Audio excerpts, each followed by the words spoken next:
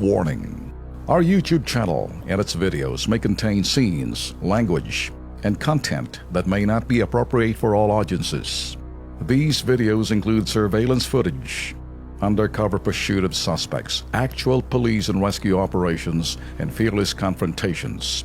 If you do not approve of the content, please do not watch our videos. If you wish to continue, we strongly advise that you proceed with caution. Viewers' discretion is advised. Kahit tirik ang araw, si Tatang walang tigil sa paglilimas. Wala namang ulan, baha ang kanyang compound. Anong dahilan? Alamin sa Kilos Pronto.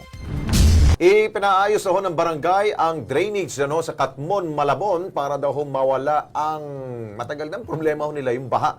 Pero reklamo ng mga taga Lucas Compound, imbis na matuyo po ang tubig, bakit lalong hindi po nawawala yung tubig baha po dyan? Panoorin po natin.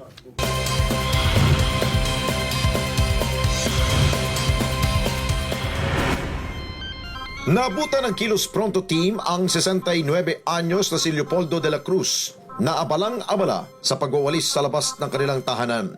Ngunit sa halip na basura ang winawalis niya, ang walang tigil na pagbuhos ng tubig sa kanilang compound. Reklamo ng mga residente sa Lucas Compound sa barangay Katmon, Malabon City ang maladagat na kalsada sa kanilang lugar. Ayon kay Leopoldo, bahain naman daw talaga ang kanilang lugar, ngunit sandali lamang daw ay nawawala rin agad ito.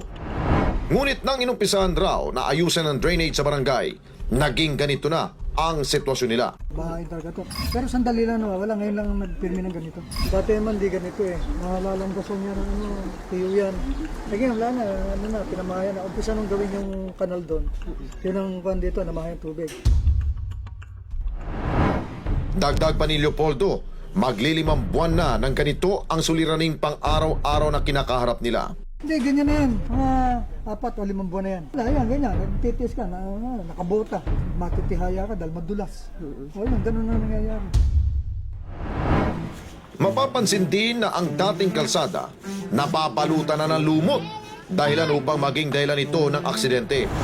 Kaya naman hiling ng mga residente sa Lucas Compound ang agarang solusyon sa kanilang problema. Siyempre, miski na sinong tao, gusto niya talagang maano yan, masolusyon niya, maalis yan, nakaginawa. Mapapansin mo, Ben, na talagang matagal ng problema dahil ginawa na nila na parang may tulay na dun at nilulumot na. Okay, nakausap po natin ang Assistant District Engineer po ng DPWH dyan po sa Malabon, na Botas District, si Engineer Fernando Gracia, at ito po ang kanya pong masasabi.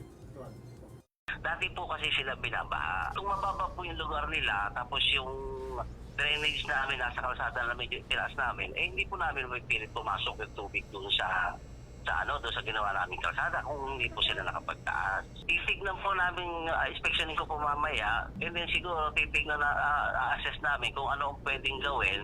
Kaya lang po ako, since private po yan, ituturo lang po namin sa kanila ang pwedeng may magawa.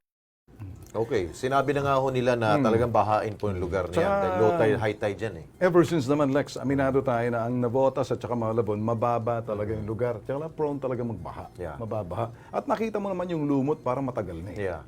So, they come and go. Yeah. Pero siguro ang ating inasahan dito, ang DPWH, meron rin pong gagawin po silang pagtitiyak ko kung ano ba talaga ang punot dulo po sa problema. DPWH, SEC, ayos ha, pakitingnan lang para meron po tayong kilos prontong action po dyan.